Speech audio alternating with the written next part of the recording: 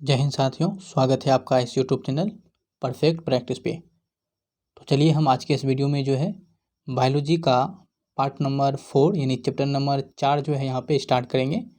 आप यदि असकत कर रहे हैं तो यकीन मानिए कि आप पीछे छूट जाएंगे और ये सीरीज धीरे धीरे आगे चलता चल जाएगा।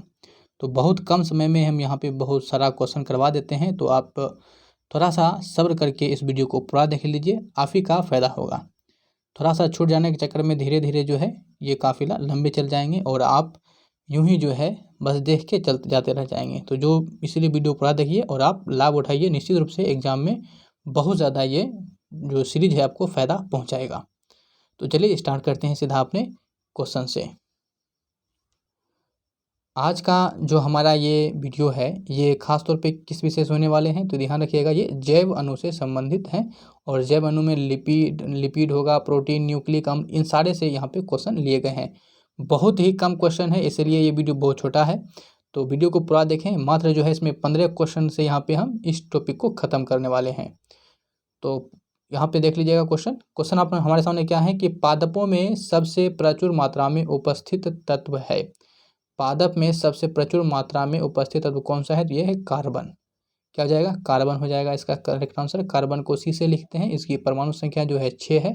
और द्रव्यमान जो कार्बन का होता है वो 12 होता है। कार्बन के 3 अप्रूप है, हीरा ग्रेफाइट और भी इसका 3 अप्रूप है, ठीक है। और जो फ्लोरीन आता है।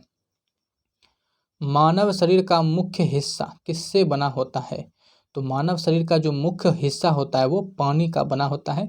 लगभग 65 से 70% जो होते हैं शरीर वो पानी का ही होता है, ठीक है। तो ये ध्यान रखिएगा, इसलिए पानी इसका करेक्ट आंसर हो जाएगा। निम्न में से क्या मैक्रो पोषक तत्व नहीं है, क्या जो है इसमें से निम्न में से क्या, यहाँ क्या हो गया, क्या मैक्रो पोषक तत्व नहीं है, तो विटामिन जो है ये मैक्रो पोषक तत्व के अंतर्गत इसको नहीं गिना जाता है। तो विटामिन हमारा यहाँ पे करेक्ट आंसर हो जाएगा, ठीक है।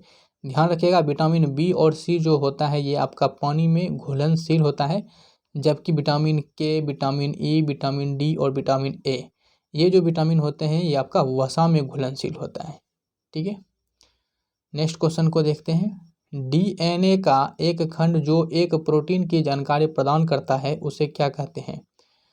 डीएनए का एक खंड जो प्रोटीन की जानकारी प्रदान करता है उसे जो है यहाँ पे जीन कहा जाता है। क्या कहते हैं, जीन कहते हैं। तो ऑप्शन यहाँ पे हमारा सी करेक्ट हो जाएगा।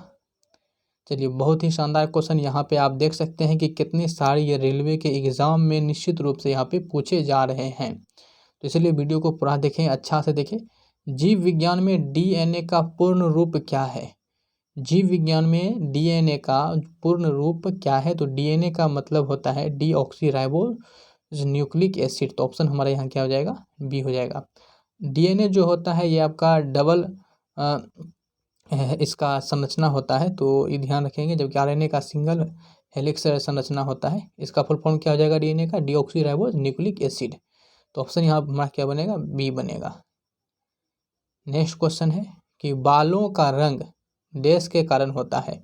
तो बालों का जो रंग होता है वो किसके कारण होता है, तो ये मेलेनिन के कारण होता है। मेलेनिन के कारण जो होता है ये बालों का रंग होता है। प्रोटीन संश्लेषण में क्षार इवेंट से डैश एक निर्माण होता है। प्रोटीन संश्लेषण में क्षार इवेंट से डैश एक किसका निर्माण होता है, तो ये एमआरएनए का निर्माण होता है। एमआरएनए का निर्माण होता है। आरएनए का मतलब होता है राइबोज न्यूक्लिक एसिड, जबकि डीएनए का मतलब होता है डीऑक्सीराइबोज न्यूक्लिक एसिड, ठीक है। तो ये ध्यान रखिएगा। नेक्स्ट क्वेश्चन को देखते हैं। क्या है कि प्रजनन के दौरान मूल कार्य एक डैश का निर्माण करना होता है। तो प्रजनन में किस चीज़ का निर्माण में मुख्य रूप से यहाँ पे किया जाता है, तो ध्यान रखिएगा जो प्रजनन होता है उसमें डीएनए की कॉपी को तैयार किया जाता है। तो डीएनए की प्रति का मतलब यहाँ पे कॉपी से आप इसको समझ सकते हैं, कॉपी, ठीक है। तो ये हमारा ऑप्शन बी बनेगा।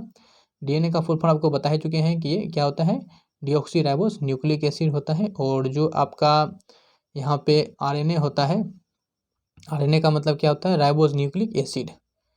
चलिए नेक्स्ट क्वेश्चन देखिए। निम्न में से कौन सा जो है कथन गलत है। तो इसमें कौन सा कथन जो यहाँ पे दिया गया है वो क्या है, बिल्कुल गलत दिया गया है। तो इसको यहाँ पे आप जरा समझ लीजिएगा, एक बार सबसेट कर देते हैं। चलिए, डीएनए का प्रोनाम डीऑक्सीराइबो न्यूक्लिक एसिड होता है, तो ये कथन तो आपका सही है, जबकि गलत कथन को खोजना है। यह गुणसूत्र में उपस्थित होने वाले रासायनिक तत्व हैं जो आनुवांशिक गुण का वहन करता है। तो ये कथन भी सही है। डीएनए एक पॉलीन्यूक्लियोटाइड है। न्यूक्लियोटाइड डीएनए की ही मूलभूत संरचना इकाई है जो अवयवों से मिलकर बनी होती है। तो ये कथन क्या है आपका, बिल्कुल भी गलत है। तो ऑप्शन सी हमारा क्या हो जाएगा यहाँ पे, गलत है। जो कि यहाँ पे कहाँ मिल जाएगा, तो यहाँ भी ऑप्शन सी में ही दिया हुआ है। तो ऑप्शन सी इसका करेक्ट आंसर हो जाएगा। एंजाइम मूलतः डैश होते हैं। तो एंजाइम ये क्या होते हैं, तो एंजाइम जो होते हैं ये मुख्य रूप से ये प्रोटीन ही होता है। क्या होता है, प्रोटीन ही होता है। और हमारे शरीर को जो है 20 प्रकार के प्रोटीन जो होता है ये आवश्यक होता है। और प्रोटीन जो होता है आपका ये एमिनो एसिड का अवयव होता है, यानी कि एमिनो एसिड से मिलकर ही क्या बनते हैं, प्रोटीन का निर्माण होता है। चलिए नेक्स्ट क्वेश्चन देखते हैं कि डीएनए अनुक्रम में जीन को चिन्हित करने की प्रक्रिया को क्या कहा जाता है। डीएनए अनुक्रम में जीन को चिन्हित करने की प्रक्रिया को जो है एनोटेशन कहते हैं। क्या कहते हैं, एनोटेशन। यानी ऑप्शन जो है यहाँ हमारा सी जो है यहाँ पे करेक्ट बनेगा। ठीक है, वीडियो को लाइक जरूर कर दीजिएगा। आरएनए का पूर्ण रूप क्या होता है, तो आरएनए का पूर्ण रूप क्या होता है, ribo nucleic acid. Ribo nucleic acid जो है ये आपका आरएनए का फुल फॉर्म हो जाएगा। चलिए नेक्स्ट क्वेश्चन है कि मानव शरीर में सबसे प्रचुर मात्रा में मौजूद तत्व कौन सा है। तो ये मानव शरीर में सबसे प्रचुर मात्रा में जो मौजूद होता है वो ऑक्सीजन होता है। ऑक्सीजन को ओसो लिखते हैं। इसकी परमाणु संख्या 8 होती है, जबकि द्रव्यमान जो होती है 12 होती है। वायुमंडल में ऑक्सीजन जो है ये आपका 21% पाया जाता है। नेक्स्ट क्वेश्चन को देखेंगे। प्रोटीन डैश का एक अभिन्न अंग है। तो प्रोटीन किसका एक अभिन्न अंग है, तो जो यहाँ पे ध्यान रखिएगा, एंटीबॉडी का भी है, एंजाइम का भी हो जाएगा, कोशिका झिल्ली का भी हो जाएगा। यानी कहा जाए तो ये ऑप्शन जो है हमारे पास यहाँ बी में करेक्ट हो जाएगा कि इनमें से सभी।